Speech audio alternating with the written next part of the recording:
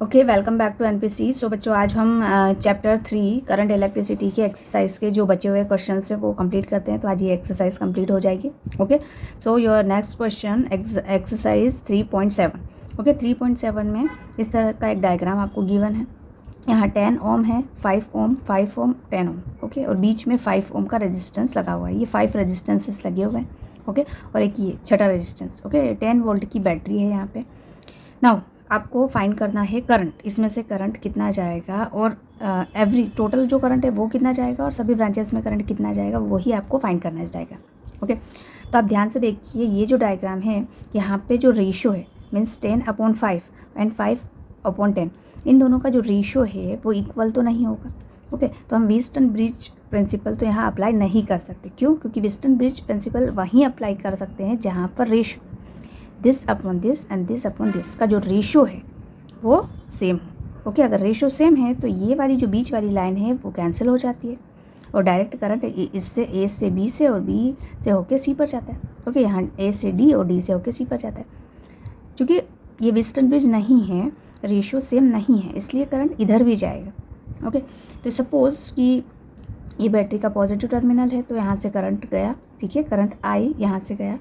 अब यहाँ पर करंट क्या हो जाएगा? डिवाइड हो जाएगा। सपोज़ यहाँ पे I1 करंट गया, तो यहाँ जो बचा हुआ है I - I1 ये करंट होगा। ठीक है, अब यहाँ पर B पॉइंट पे या D पॉइंट पे मान सकते कोई भी, B पॉइंट पे क्या होगा? ये जो I1 करंट है ये फिर से डिवाइड होगा, फर्दर डिवाइड होगा। ठीक है, तो सपोज़ यहाँ पे I2 करंट गया। ठीक है, तो यहाँ बचा हुआ क्या हो जाएगा? यहाँ I1 - I2। ओके, अब I2 यहाँ से आया और I - I1 यहाँ से आया। ओके, दोनों ऐड हो जाएंगे और दोनों ऐड हो जाएंगे तो जो आपका करंट है वो कितना हो जाएगा? इस साइड हो जाएगा I - I1। Okay, and plus I2। ये करंट इधर जाएगा। अब ये दोनों मिल जाएंगे तो कितना करंट बचा? I, क्योंकि I1 से I1 कैंसिल, I2 से I2 कैंसिल हो। Okay, clear? तो ये फर्स्ट लॉ हमने, किरचॉफ्स फर्स्ट लॉ हमने अप्लाई किया करंट। अब आप क्या करोगे? यहाँ पर लूप डिसाइड कर लोगे। ठीक है, क्योंकि व्हीटन ब्रिज होता तो ये इजीली सॉल्व हो जाता पैरेलल और सीरीज कॉम्बिनेशन से, बट ये व्हीटन ब्रिज नहीं है, इसलिए हम यहाँ किरचॉफ्स लॉ यूज़ करेंगे। और किरचॉफ्स लॉ में ये फर्स्ट लूप है आपका, ये सेकेंड लूप है और ये आपका थर्ड लूप है। ओके, तो तीनों लूप को आप पहले सॉल्व करें। तो लूप आप ये ले रहे हो ABDA, ये हमने लूप लिया। अब साथ में करंट आपके साथ चल रहा है। ठीक है, तो यहाँ पर जो वोल्टेज होगा 10I1। ठीक है, अब यहाँ पर भी सेम ही है, सो -5I2। ओके, और यहाँ पर अपोजिट हो जाएगा तो ये हो जाएगा plus 5I - I1 is equal to 0। ठीक है, इसको थोड़ा सा आप सॉल्व करेंगे तो -10I1 - 5I2 plus 5I - 5I1 is equal to 0। Clear? -5I1 और ये 10, सो हो जाएगा टोटली 15I1 - 5I2। ओके, और ये I को मैं इधर ले लेती हूँ, सो -5I। ओके, अब -5 कॉमन हो जाएगा तो 3I1 plus I2 is equal to I। ये आपकी फर्स्ट इक्वेशन बनी। ठीक है, ये आपकी फर्स्ट इक्वेशन है। अब सेकेंड इक्वेशन को फाइंड करने के लिए आप सेकेंड लूप ले लें। ठीक है, मीन्स लूप DCBD। ठीक है, या B से स्टार्ट कर लो, कोई प्रॉब्लम नहीं। तो यहाँ से हमने D से स्टार्ट किया, सो सेम डायरेक्शन है तो माइनस में हो जाएगा -10I - I1 plus I2। Okay, यहाँ पर अपोजिट डायरेक्शन है, आप ऊपर जा रहे हो, करंट नीचे आ रहा है, अपोजिट डायरेक्शन है तो प्लस 5I1 - I2। ओके, यहाँ पे फिर आप नीचे जा रहे हो, सेम डायरेक्शन है तो -5I2 इज इक्वल टू 0। अब इसे सॉल्व करेंगे, so -10I - plus 10I1 and -10I2। Okay, plus 5I1 - 5I2 is equal to 0। Okay, so 10I1 and 5I1 ये हो जाएगा आपका 15I1। ओके, और I2 में 10 + 5 + 5 मतलब 20। ओके, 20I2 माइनस है, सो माइनस हो जाएगा यहाँ पे -20I2 and this is 10। Okay, minus 10i is equal to 0। Okay, अब ये 5 से कैंसिल हो जाएगा, 3i1 minus 4i2 is equal to, इसको उधर ले जाओ तो ये हो जाएगा 2i। क्लियर? तो ये आपका सेकेंड इक्वेशन हो गया, ये फर्स्ट इक्वेशन, ये सेकेंड इक्वेशन। अब थर्ड इक्वेशन जो है वो लूप आपका यहाँ से स्टार्ट हुआ ए सी डी ए। ओके, तो लूप आप कौन सा ले रहे हैं, ए सी डी ए। अब यहाँ देखिए ए से सी, ओके, इस तरह से जा रहे हो आप, ए से जा रहे हो, तो यहाँ पर जो डायरेक्शन है, करंट की डायरेक्शन ये अपोजिट डायरेक्शन है, इसका मतलब प्लस 10 और करंट कितना जा रहा है यहाँ पे i। ठीक है, अब यहाँ इस साइड जा रहे हो तो माइनस में 10, ओके, फिर ऊपर गए, फिर अपोजिट डायरेक्शन तो प्लस हो जाएगा, plus 10i minus i1 plus i2। Okay, and then फिर again plus i minus i1 is equal to 0। Okay, इन दोनों को, इन इक्वेशन को दोनों को पहले सॉल्व कर लेंगे तो आप i एलिमिनेट हो जाएगा। ओके, i1 और i2 ही बचेगा, यहाँ पे मुझे i को एलिमिनेट करना है। ओके, देखिए इसको आप सॉल्व करेंगे, 10i minus 10 plus 10i minus 10i1 plus 10i2 plus 5i minus 5i1 is equal to 0। Okay, अब देखो 10 प्लस 10i 20 और 25, तो ये हो जाएगा 25i। ओके, i1 कितना है यहाँ पे, तो ये 10 है, ये 15 है, सो 15i1 और i2 ओनली 10i2। ओके, और ये 10 जो है इधर आएगा तो प्लस का हो जाएगा। ओके, अगेन आप 5 से कट कर दीजिए तो 5i minus 3i1 plus 2i2 is equals to 2। So this is the third equation. ठीक है, अब हम क्या करेंगे, फर्स्ट ऑफ ऑल इन दोनों को सॉल्व करेंगे। ये दोनों इक्वेशन को जब आपने सॉल्व किया तो आपके पास जो रिलेशन आएगा वो आएगा 3i1 plus 6i2 is equal to 0। ठीक है, अब क्या करना है आपको, यहाँ से 3i1 is equal to minus 6i2 करना है। ओके, 3 से 6 कैंसिल करना है, so i1 is equal to minus 2i2। अब हम i1 की वैल्यू को इस इक्वेशन में रखेंगे और इस इक्वेशन, किसी भी फर्स्ट टू सेकंड किसी भी इक्वेशन में, दो इक्वेशन में रखेंगे और सॉल्व करेंगे। ठीक है, so finally we get value of i is 10 divide by 17 ampere.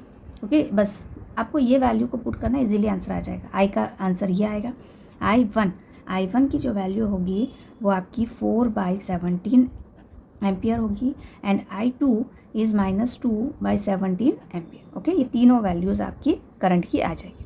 Clear? Okay, now next question 3.8। Okay, 3.8, storage battery का जो EMF है that is 8 volt and internal resistance is 0.5 ओम। ठीक है, EMF 8 volt and internal resistance है 0.5 ओम is being charged. अब इसको हमने charge किया, एक बैटरी है, सपोज आपके पास पावर बैंक है, वो खुद ही बैटरी है, तो उसको आपको चार्ज करना पड़ेगा तभी मोबाइल चार्जिंग हो पाएगा। ठीक है, सो बीइंग चार्ज्ड बाय 120।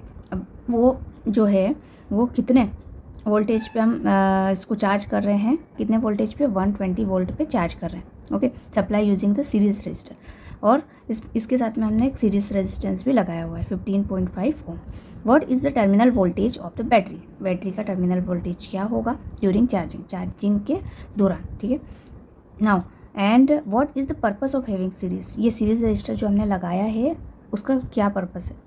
तो एक्चुअली अगर सीरीज रेजिस्टेंस नहीं लगाते तो करंट जो है, करंट ड्रॉन बहुत ज़्यादा होता है, एक साथ करंट ड्रॉन होता है तो वो सर्किट को डैमेज कर सकता है। ओके, अगर हम रेजिस्टेंस लगाते हैं तो क्या होगा, करंट की जो वैल्यू है वो कंट्रोल में हो सकती है। ठीक है, तो हमें टर्मिनल वोल्टेज फाइंड करना है। ओके, टर्मिनल वोल्टेज फाइंड करने के लिए फर्स्ट ऑफ ऑल आपको करंट फाइंड करना पड़ेगा। ओके, क्यों, क्योंकि टर्मिनल वोल्टेज की जो फॉर्मूला है V is equals to E minus IR। Okay, E तो आपके पास है, स्मॉल r भी है, लेकिन I नहीं है, तो I फाइंड कर लेते हैं, करंट कितना ड्रॉन हो रहा है उसमें। ओके, अब देखो करंट फाइंड करने के लिए, I फाइंड करने के लिए हम अगेन वही formula V is equals to RI ये वाला यूज़ करेंगे। ठीक है, लेकिन अगर हम V के प्लेस पे EMF लिख रहे हैं तो यहाँ रेजिस्टेंस के प्लेस पे इंटरनल रेजिस्टेंस भी ऐड होगा। ओके, तो करंट जो है वो हो जाएगी ई बाई आर प्लस आर। तो ये फॉर्मूला हम यहाँ पे यूज़ करेंगे, ई बाई आर प्लस आर। अब यहाँ पे ध्यान से देखना, ये जो ई है ईएमएफ ये हमने जब चार्जिंग लगाया था ना, मतलब 120 वोल्ट का जो वोल्टेज आ रहा है और हमने जो हमारा इंस्ट्रूमेंट है उसको चार्जिंग लगाया था ईएमएफ, तो एक्चुअली ये जो ई डैश की वैल्यू है, ईएमएफ की वैल्यू है, ई डैश की वैल्यू वो वी माइनस ई होगी, यानी कि 120 माइनस 8 होगी। ओके, सो 112 इस ईएमएफ की वैल्यू होगी जो करंट हमें देगा। सो 112 डिवाइड बाय आर की वैल्यू है 15.5 plus 0.5 internal resistance, so I is equals to 112 divide by 16। Okay, जब हम डिवाइड बाय 16 करेंगे तो आपके पास आंसर कितना आ जाएगा, 7 एम्पियर। तो करंट आपका 7 एम्पियर आ गया। ठीक है, अब बस वोल्टेज फाइंड करना है, तो V is equals to E minus I R. E तो आपका स्टोरेज का 8 वोल्ट है था, 8। ओके, अब चार्जिंग हो रहा है, क्या बोल रहा है, चार्जिंग हो रहा है ना, तो यहाँ पे आपको प्लस करना है। जब डिस्चार्ज हो तो ये वाला फार्मूला यूज़ करना है, और चार्जिंग हो तो ई प्लस आई आर वाला, ये वाला चार्जिंग के केस में आपको यूज़ करना है। ठीक है, तो चार्जिंग है, सो आप प्लस वाला फार्मूला यूज़ करेंगे। ई प्लस आई की वैल्यू है 7 इंटू आर की, स्मॉल आर की वैल्यू है 0.5, इसको आप सेट करेंगे, so 8 plus 3.5। Okay, so voltage is equal to 11.5 volt, ये आपका वोल्टेज की वैल्यू है, टर्मिनल वोल्टेज की value. Okay, now next and last question exercise का 3.9 question, the number density of free electrons in a copper conductor estimated in example. Number density of free electron, number density मतलब small n की value दी हुई है, small n actually total number of electrons divide by volume होता है। Okay, और इसकी value आपको दी हुई है 8.5 into 10⁻28। Okay, metre inverse cube. Okay, ये एन की वैल्यू दी हुई है, एंड हाउ लॉन्ग, मतलब अगर आप ये कंडक्टर लेते हैं तो कंडक्टर से इलेक्ट्रॉन जो हैं एक एंड से दूसरे एंड पे जाते हैं, तो एक एंड से दूसरे एंड में कितना टाइम लगेगा क्रॉस करने में। ओके, मीन्स आपको टाइम फाइंड करना है, और वायर का लेंथ भी गिवन है 3 मीटर, एंड इसका एरिया ऑफ क्रॉस सेक्शन भी गिवन है 2.0 into 10⁻⁻6 metre square, and current is 3 ampere. Okay, आपको बताना है टाइम। सिंपल भाषा में वेलोसिटी, जो ड्रिफ्ट वेलोसिटी, इसमें इलेक्ट्रॉन के ड्रिफ्ट के कारण जो ड्रिफ्ट वेलोसिटी होगी वो होता है लेंथ अपॉन टाइम। ओके, यहाँ से अगर आप टाइम को सब्जेक्ट करेंगे तो L अपॉन V डी आ जाए। क्लियर। अब हमने एक रिलेशन पढ़ा है किसका, ड्रिफ्ट वेलोसिटी एंड करंट का। ड्रिफ्ट वेलोसिटी एंड करंट का जो रिलेशन है वी डी एंड आई, इन दोनों का जो रिलेशन होता है वो I is equals to N E V D A होता है। ठीक है, तो ये वी डी को जब आप सब्जेक्ट करोगे तो I upon n e A. Okay, तो यहाँ टाइम के प्लेस पे जो टी है, t is equals to l, v d के प्लेस पे आप ये रखें आई अपॉन एन ई ए, और सारी वैल्यूज़ को पुट कर दें। लेंथ है आपका 3 मीटर, एन नंबर डेंसिटी है 8.5 इंटू 10⁻28। ओके, एंड ई की वैल्यू 1.6 इंटू 10⁻−19, और एरिया की जो वैल्यू दी हुई है आपको 2 इंटू 10⁻−6। इन सब की वैल्यू पुट कर देंगे एंड डिवाइड बाई आई, सो 3 से 3 कैंसिल। सो जो टाइमिंग आएगा वो उसकी जो वैल्यू है वो आएगी आपकी 2.72 इंटू 10⁻4 सेकेंड। ओके, अगर आप इसे कन्वर्ट करें आर और मिनट में तो डिवाइड 3600 का कर दें, and then finally we have 7 R and 33 minutes. Okay,